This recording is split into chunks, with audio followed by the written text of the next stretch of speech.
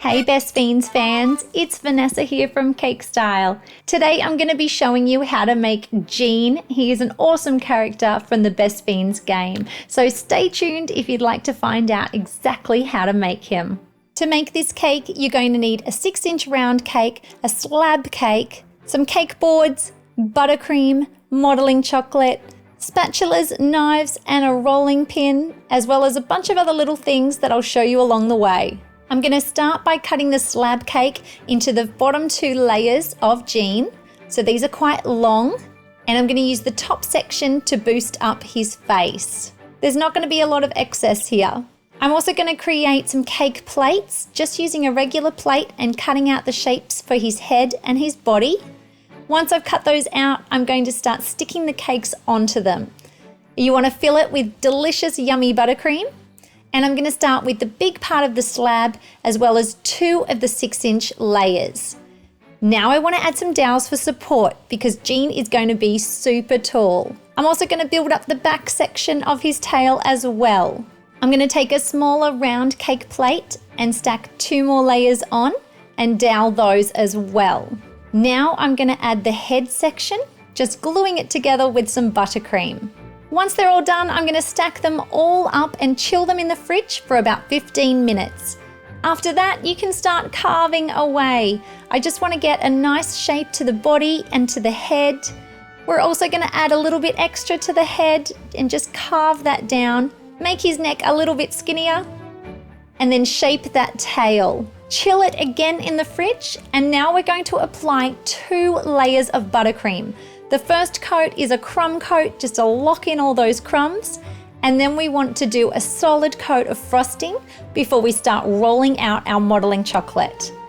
I love working with modeling chocolate. It's so delicious and yummy. And the great thing about it is that it sticks to itself super well. So you can cut it and mold it and shape it into the shape of Gene. Just work slowly and press it into the cake and trim away the excess. I want to leave it hanging out a little bit at the front for his mouth. Then I'm going to add some yellow to his belly and just trim everything up. I'm using what's called a boning tool, and that's going to add some definition into Gene. But if you don't have a boning tool, you can also use a toothpick. We just want to add all that ribbing and definition into his body and his belly. The next thing I'm going to work on is the tail, so I'm rolling out some more yellow modeling chocolate and using some floral wire to attach it to the cake. It's about time Gene got onto a cake board, so I'm attaching him with a little bit of our buttercream. The next thing we want to work on are those enormous eyes. So I'm using some white fondant, and it's got a hardener called Tylose in it, and it's going to help them to set a little bit.